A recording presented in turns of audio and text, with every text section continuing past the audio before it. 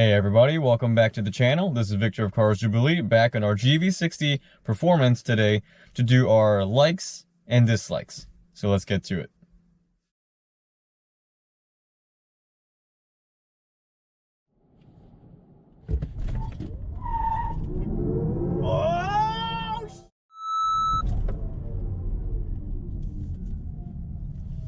So this was actually my friend's first GV60 Performance launch. Before this, he had been launching the Ioniq 5 for about an hour, so he was used to that, but I didn't give him any clues on what it was like in this thing, so clearly he felt that difference in performance. If you haven't seen Jason Camisa's drag race video with the GV60, definitely check that out, because in that video he pits the GV60 against the Mach-E, and more importantly, the Model Y Performance, and this GV60 Performance with boost mode actually beats both of those cars in a quarter-mile drag race, which is kind of crazy when you consider the fact that this thing is running Grand Touring all-season tires, whereas the Mach-E and the Model Y Performance are both running either summer tires or maybe at worst it's running Michelin Sport all seasons, which are performance all-season tires. So there's a pretty big difference in grip. In fact, the GV60's tires are Michelin Primacy Tour all seasons. And that's the kind of tire you see on an Acura RDX with less than 300 horsepower. Uh-oh. It's not unlocked? I must look like he's upstairs. Should I try to get my phone? Or use my face? Face. Okay, let's go. Ready? Touch here. And then look, it's gonna turn green. It did. Say, it unlocked. It's unlocked. High five. Good job. Okay, let's use my face. Let's go. Use my face. Your face? I think it only works with my face right now. I recently did a video where I demoed face unlock and how it just works. Even in the rain, even with a water hose and I'm spraying water on the actual camera sensor. It just flat out works. It's way better than your typical smartphone face unlock, which struggles in the dark, struggles at difficult angles. This thing doesn't have that problem. It just works perfectly every single time. The next thing that I really like about this GV60 is actually the user interface, meaning how I as a driver interact with the car. And we're talking about the touchscreen, the scroll wheel, even the physical buttons. Now, I like the touchscreen, it works really well. However, sometimes you need to reach a far corner, sometimes the car is moving up and down, left or right, and that makes it a little hard to touch a specific icon on the screen. Also, I don't really like smudging up my screen. Well, having this scroll wheel here solves that problem, because it does everything I need it to do easily, to the point where I don't ever have to touch this touchscreen. It even has a writing pad surface here so that you can sketch out letters and numbers if you need to. There's also the voice recognition system, which works pretty well. And we have all of these steering wheel buttons, and there's a lot of functionality packed in here. This screen right here actually allows some true multitasking, something that's not available in the Ioniq 5 or the EV6. So this is an upgraded feature with the GV60 that I think Genesis did a really good job with. I'll probably do another video soon just kind of highlighting and even demoing what you can do with this screen, so keep an eye out for that. Now, my quick take on this, I think the GV60 user interface here is better than in the Ioniq 5, primarily because of the screens, which allow true multitasking, and because of the scroll wheel, which means I never have to touch this touchscreen. And then there's the interior cabin noise and the ride quality. And the interior cabin is super quiet. Quietest car I've ever been in. Ride quality wise, take a look. That was a speed bump. We got another one ahead of us. Let me try taking that on just one side of the car. Wow. Smooth. Smooth as butter. Let's try taking this on the other side. I can't say enough about the ride quality. I expected this to ride much harsher than it does because it's riding on 21-inch wheels. These are the biggest wheels I've ever had on a car, and and there's not much tire between you and the road, but somehow it's still a quiet ride, it's still very comfortable, and there's a very, very good mix of luxury and performance.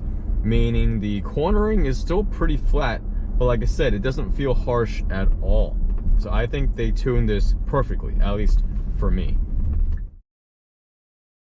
Now, as for the blue interior, I also did a video on that, and if you watched it, you know I absolutely love this blue interior. It feels luxurious, it feels upscale, and to me, it definitely feels befitting a car in the $70,000 price range. I love the silver finishes everywhere. I love the fact that there's barely any piano black plastic. In fact, the only place you really see it is on the HVAC controls, and even then it's just a couple of buttons.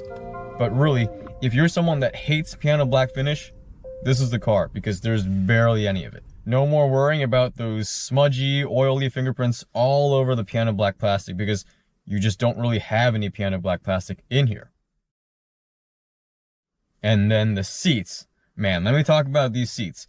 They're super firm, they're super supportive, and they have a massaging feature. In fact, they have one feature that I haven't really seen anywhere else, and that's the ability to actually firm up or raise the butt portion of the base cushion, which, if you have back issues, this is something that you would want.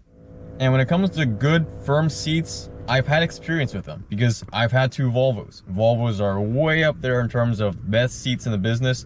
Well, I'm going to go out there and say that this GV60 Performance with these seats, it's definitely up there. And then there's the Vision roof, which is a pretty good size, but more importantly, the tint. The amount of tint it has on there is perfect. It's a little darker than the Ioniq 5, definitely darker than the Model Y. And it's to the point that I actually never have to close the shade. In fact, when I park under the hot sun on summer days, I always forget to close the shade because I forget that it's open. It's the perfect amount of tint for me, where I still feel like I get light coming in, but not to the point where anyone feels like, it's too hot. It's perfect. And then there's the 360 camera system, which is, again, really, really good. It'll automatically queue up the cameras if your sensors go off, if you're going slowly, or if you're stopped, so that's nice.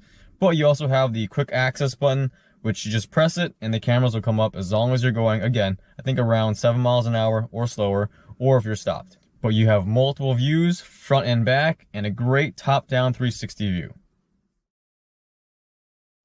And then there's the paddles and the Regen system. And if you've watched my Ioniq 5 videos, you've just probably heard me talk about these all the time. But it's because they're actually just that good. And if you've never experienced it before, you're missing out. A multi-level Regen system with paddles is honestly the ultimate package that you can get when it comes to regenerative braking in an EV. Pull one of the paddles, and you have access to the entire system, and you can control it however you want, whenever you want. So there's no doubt in my mind, Hyundai, Kia, and Genesis have the best Regen system in the business currently. I do have a ton of Ioniq 5 content, like I mentioned, about the Regen paddles and the Regen system. So take a look there if you're curious. It's very similar to this system, the GV60. There's very minor differences, but the base system is the same. So check those out. And then there's HDA. And I plan to do an HDA versus HDA 2 video soon. But again, the base system between these two are the same. So if you do a lot of highway driving, you're going to love it. The system is amazing. It does everything well, and I don't think you'll be disappointed. And now we move on to some of the dislikes, starting with the fingerprint reader. And this is where that keyless experience unfortunately falls apart for me, because I have no issues getting into the car without a key. In fact, I have zero reservation about leaving my key at home because this face unlock system is amazing. It works, just flat out works perfectly every single time. But then once I get in the car, the next step without a key is to use my fingerprint on the fingerprint reader. And unfortunately, I have maybe a 25% success rate. And that means that normally when I try to use it, it fails and then it locks me out and then it says, you're locked out for the next minute. So then I have to pull out the key card, and that kind of goes into the next issue, which is this key card slot. This is actually the wireless charging slot, and I think it's great for a phone. The problem is when you have to slide a card in there, it's a really small space, and the key card kind of sticks to the surface because it's a rubbery surface. It's hard to pull that key card out, so your hand barely fits in there and you're kind of just messing around with it trying to get it out. I wish they had designed the key card location to be more accessible. And then the next dislike also has to do with the keyless driving experience, and that's digital key 2. Now, if you have an iPhone or if you have a Samsung and you've been using it, digital key 2 supposedly is amazing. It's the experience that Tesla owners have had for a long time, where you leave your phone in your pocket, you walk up to the car, it will automatically unlock, then you hop in the car, and for us, you just hit the start-stop button, and you're good to go. So great job, Genesis, except it's only compatible right now with iPhones and Samsung phones.